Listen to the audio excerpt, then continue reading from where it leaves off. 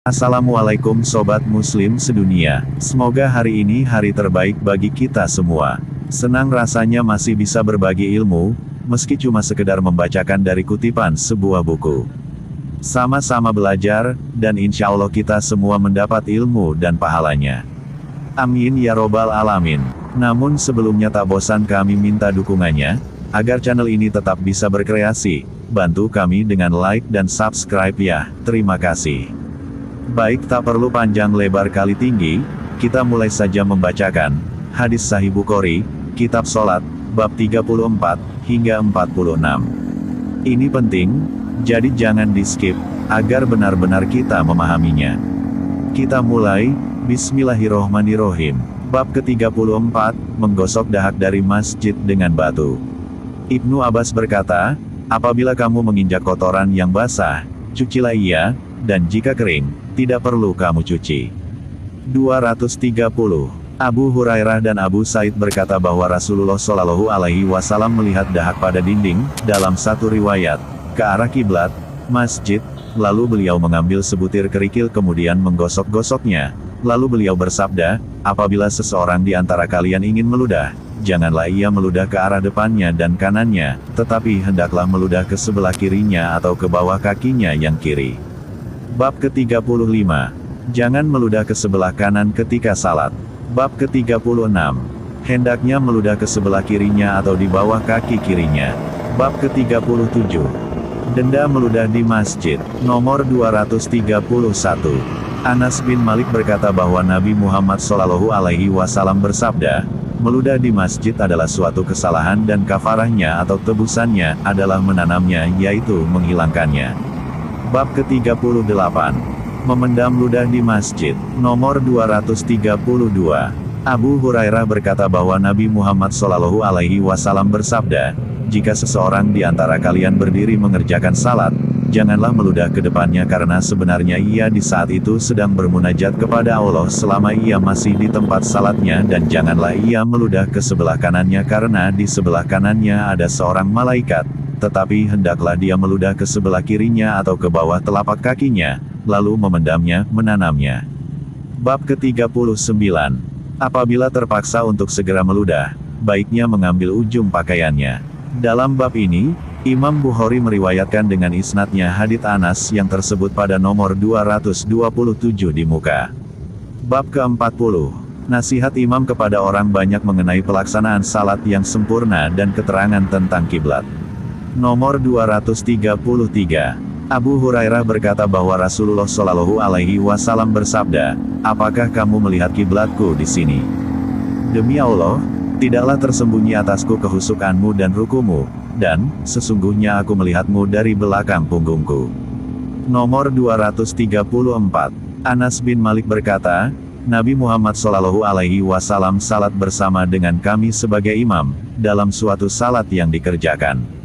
Kemudian, beliau naik mimbar, lalu bersabda mengenai salat dan ruku, sesungguhnya, aku melihat kalian dari belakangku sebagaimana aku melihat kalian, sewaktu berhadap-hadapan.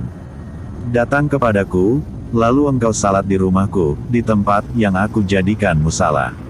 Rasulullah Shallallahu Alaihi Wasallam bersabda kepadaku, akan aku lakukan insya Allah. Keesokan harinya, Rasulullah Shallallahu Alaihi Wasallam dan Abu Bakar datang kepadaku saat matahari sudah tinggi, dalam satu riwayat, sangat terik. Rasulullah Shallallahu Alaihi Wasallam minta izin dan aku mengizinkannya, namun beliau tidak duduk ketika masuk rumah. Beliau lalu bertanya, di manakah kamu inginkan agar aku salat di rumahmu? Aku menunjukkan beliau suatu arah dari rumahku, lalu Rasulullah berdiri dan bertakbir. Kami lalu berdiri dan berbaris di belakang beliau, kemudian beliau salat 2 rakaat dan salam, dan kami mengucapkan salam setelah beliau salam. Kami menahan beliau untuk menyantap bubur gandum yang kami campur dengan daging untuk beliau. Maka orang-orang sekitar mendengar Rasulullah Shallallahu Alaihi Wasallam ada di rumah saya, datanglah beberapa orang laki-laki dari desa itu dan mereka berkumpul. Salah seorang dari mereka berkata, di manakah Malik bin Duhaishin atau Ibnu Duhsyun? Sebagian mereka menjawab, dia itu orang munafik, tidak mencintai Allah dan Rasul-Nya. Rasulullah Shallallahu Alaihi Wasallam lalu bersabda, janganlah kamu berkata demikian. Bukankah kamu telah melihatnya telah mengucapkan, tiada Tuhan melainkan Allah, yang dengan ucapan itu ia mengharapkan ridha Allah. Ia berkata, Allah dan Rasul-Nya lebih mengetahui. Adapun kami, sesungguhnya kami melihat wajah dan nasihatnya kepada orang-orang munafik. Rasulullah Shallallahu Alaihi Wasallam lalu bersabda, sesungguhnya, Allah mengharamkan neraka terhadap orang yang mengucapkan, tiada Tuhan melainkan Allah, karena mengharapkan keridaan Allah. Mahmud berkata, aku lalu menceritakan hal ini kepada suatu kaum yang diantaranya terdapat Abu Ayyub, yang menemani Rasulullah Shallallahu Alaihi Wasallam dalam peperangan yang mengantarkannya gugur di sana. Yazid bin Muawiyah sedang berkuasa atas mereka di negeri Rum. Abu Ayyub mengingkari hal itu atas aku. Ia berkata, demi Allah, aku tidak mengira Rasulullah akan bersabda seperti yang engkau ceritakan itu. Aku merasakan hal itu sebagai sesuatu yang besar. Aku menetapkan diriku karena Allah supaya menerimaku, sehingga aku selesai perang, untuk menanyakan hal itu kepada Itban bin Malik radhiyallahu an, jika aku dapat menjumpainya ketika masih hidup di masjid kaumnya. Aku menutup atau selesai perang. Aku lalu bertalbiyah untuk haji atau umrah, kemudian aku pergi hingga sampai di Madinah. Kemudian aku datang ke perkampungan Bani Salim, ternyata dia adalah seorang tua yang tunanetra, yang sedang salat mengimami kaumnya. Setelah dia usai salam dari salatnya, aku mengucapkan salam kepadanya dan aku beritahukan jati diriku, kemudian aku tanyakan kepadanya tentang hadits itu. Dia lalu menceritakannya kepadaku sebagaimana dahulu ia menceritakannya kepadaku kali pertama. Ibnu Syihab berkata, aku bertanya kepada Al-Husain bin Muhammad Al-Ansari salah seorang dari Bani Salim dan termasuk salah seorang anggota pasukan infanteri tentang hadits Mahmud bin Ar-Rabi di atas, lalu ia membenarkan hal itu. Bab ke-41, bolehkah dikatakan Masjid Bani Fulan? Nomor 235. Abdullah bin Umar radhiyallahu anhu berkata bahwa Rasulullah Shallallahu Alaihi Wasallam memperlombakan antar kuda yang diberi makan penuh dari hafya ke saniyatil wada, dan memperlombakan antar kuda yang tidak diberi makan penuh dari saniyah ke Masjid Bani Zuraik. Abdullah bin Umar termasuk orang yang ikut berlomba itu. Bab ke-42, membagi dan menggantungkan tempat penyimpanan harta di dalam masjid. Anas berkata, Nabi Muhammad Shallallahu Alaihi Wasallam diberi harta dari Bahrain. Beliau lalu bersabda, sebarkanlah di masjid. Itulah sebanyak-banyak harta yang disampaikan kepada Rasulullah Shallallahu Alaihi Wasallam. Lalu Rasulullah Shallallahu Alaihi Wasallam keluar untuk salat dan tidak menoleh kepadanya. Ketika beliau telah selesai menunaikan salat, beliau datang dan duduk di sana. Bila beliau melihat seseorang, orang itu beliau beri harta itu. Tiba-tiba Abbas radhiyallahu anhu datang kepada beliau, lalu ia berkata, wahai Rasulullah, berilah aku karena aku menebus diriku dan aku menebus akil. Rasulullah lalu bersabda kepadanya, ambillah.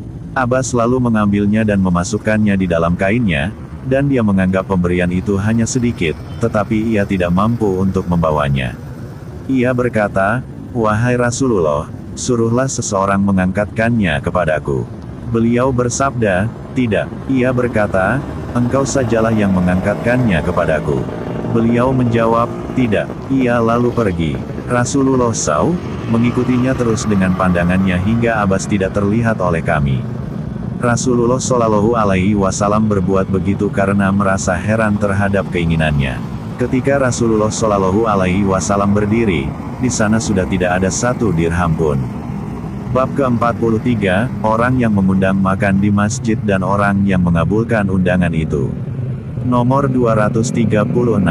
Anas berkata, aku mendapati Nabi Muhammad Shallallahu Alaihi Wasallam dalam masjid bersama dengan sejumlah orang.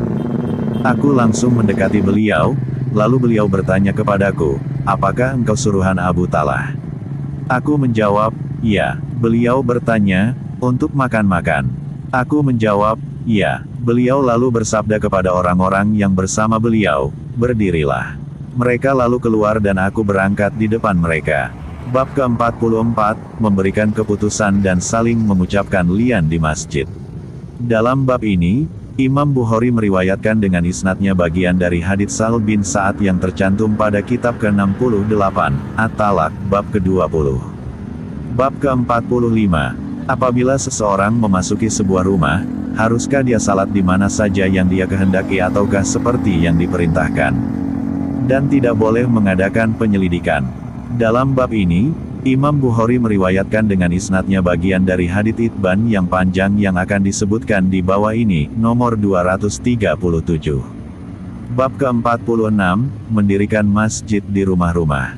Al-Bara bin Azib salat di masjidnya yang terletak di rumahnya dengan berjamaah. Nomor 237, dari Mahmud bin Ar-Rabi, Al-Ansari, dan dia mengaku menahan Rasulullah Shallallahu Alaihi Wasallam, dan menahan muntahan yang dimuntahkannya. Dalam satu riwayat, dia berkata, aku menahan dari Nabi Muhammad Shallallahu Alaihi Wasallam, muntahan yang beliau muntahkan di wajahku dan ketika itu aku berumur 5 tahun, dari timba yang berharga beberapa dirham. Mahmud mengaku, bahwasanya, dia mendengar Itban bin Malik, seorang tunanetra dan, termasuk sahabat Rasulullah Shallallahu Alaihi Wasallam dari golongan yang menyaksikan turut serta dalam perang Badar dari kalangan Ansar bersama Rasulullah Shallallahu Alaihi Wasallam katanya, aku melakukan salat untuk mengimami kaumku, Bani Salim, dan antara aku dan mereka terdapat lembah yang apabila turun hujan aku kesulitan melewatinya menuju ke masjid. Aku datang kepada Rasulullah Shallallahu Alaihi Wasallam dan berkata kepada beliau, wahai Rasulullah, pandanganku sudah buruk, padahal aku menjadi imam salat bagi kaumku. Apabila turun hujan, mengalirlah air di lembah yang ada di antara aku dan mereka sehingga aku tidak mampu mendatangi masjid mereka untuk mengimami mereka. Wahai Rasulullah, aku ingin engkau datang kepadaku, lalu engkau salat di rumahku, di tempat yang aku jadikan musala. Rasulullah Shallallahu Alaihi Wasallam bersabda kepadaku, akan aku lakukan insya Allah. Keesokan harinya, Rasulullah Shallallahu Alaihi Wasallam dan Abu Bakar datang kepadaku saat matahari sudah tinggi, dalam satu riwayat, sangat terik. Rasulullah Shallallahu Alaihi Wasallam minta izin dan aku mengizinkannya, namun beliau tidak duduk ketika, dalam satu riwayat, sehingga masuk rumah. Beliau lalu bertanya, di manakah kamu inginkan agar aku salat di rumahmu? Aku menunjukkan beliau suatu arah dari rumahku, lalu Rasulullah berdiri dan bertakbir. Kami lalu berdiri dan berbaris di belakang beliau, kemudian beliau salat 2 rakaat dan salam, dan kami mengucapkan salam setelah beliau salam. Kami menahan beliau untuk menyantap bubur gandum yang kami campur dengan daging untuk beliau. Maka orang-orang sekitar mendengar Rasulullah Shallallahu Alaihi Wasallam ada di rumah saya. Datanglah beberapa orang laki-laki dari desa itu dan mereka berkumpul. Salah seorang dari mereka berkata, di manakah Malik bin Duhaishin atau Ibnu Dushun? Sebagian mereka menjawab, dia itu orang munafik, tidak mencintai Allah dan Rasul-Nya. Rasulullah Shallallahu Alaihi Wasallam lalu bersabda, janganlah kamu berkata demikian, bukankah kamu telah melihatnya telah mengucapkan, tiada Tuhan melainkan Allah, yang dengan ucapan itu ia mengharapkan ridha Allah. Ia berkata, Allah dan Rasul-Nya lebih mengetahui. Adapun kami sesungguhnya kami melihat wajah dan nasihatnya kepada orang-orang munafik. Rasulullah Shallallahu Alaihi Wasallam lalu bersabda, sesungguhnya, Allah mengharamkan neraka terhadap orang yang mengucapkan, tiada Tuhan melainkan Allah, karena mengharapkan keridaan Allah. Mahmud berkata, aku lalu menceritakan hal ini kepada suatu kaum yang diantaranya terdapat Abu Ayyub, yang menemani Rasulullah Shallallahu Alaihi Wasallam dalam peperangan yang mengantarkannya gugur di sana. Yazid bin Muawiyah sedang berkuasa atas mereka di negeri Rum. Abu Ayyub mengingkari hal itu atas aku. Ia berkata, demi Allah, aku tidak mengira Rasulullah akan bersabda seperti yang engkau ceritakan itu. Aku merasakan hal itu sebagai sesuatu yang besar. Aku menetapkan diriku karena Allah supaya menerimaku, sehingga aku selesai perang, untuk menanyakan hal itu kepada Itban bin Malik radhiyallahu an jika aku dapat menjumpainya ketika masih hidup di masjid kaumnya. Aku menutup atau selesai perang aku lalu bertalbiyah untuk haji atau umrah, kemudian aku pergi hingga sampai di Madinah, kemudian aku datang ke perkampungan Bani Salim, ternyata dia adalah seorang tua yang tunanetra, yang sedang salat mengimami kaumnya. Setelah dia usai salam dari salatnya, aku mengucapkan salam kepadanya dan aku beritahukan jati diriku, kemudian aku tanyakan kepadanya tentang hadits itu. Dia lalu menceritakannya kepadaku sebagaimana dahulu ia menceritakannya kepadaku kali pertama. Ibnu Syihab berkata, Aku bertanya kepada Al-Husain bin Muhammad Al-Ansari, salah seorang dari Bani Salim dan termasuk salah seorang anggota pasukan infanteri, tentang hadits Mahmud bin Ar-Rabi di atas, lalu ia membenarkan hal itu. Demikianlah, untuk sementara kita cukupkan di sini. Jangan lupa menonton atau menyimak hadis-hadis berikutnya yang tersambung di channel ini hingga kita semua benar-benar memahami isi hadis dan tauladan dari Rasulullah Shallallahu Alaihi Wasallam. Terutama bagi kita-kita yang tidak sempat belajar di pendidikan khusus di pesantren atau kurikulum perguruan tinggi. Tetap jaga keimanan, ketakwaan, dan juga jangan lupa selalu menjadi umat Nabi Shallallahu Alaihi Wasallam yang baik di setiap lini-lini hidupan. Terima kasih. Wassalamualaikum warahmatullahi wabarakatuh.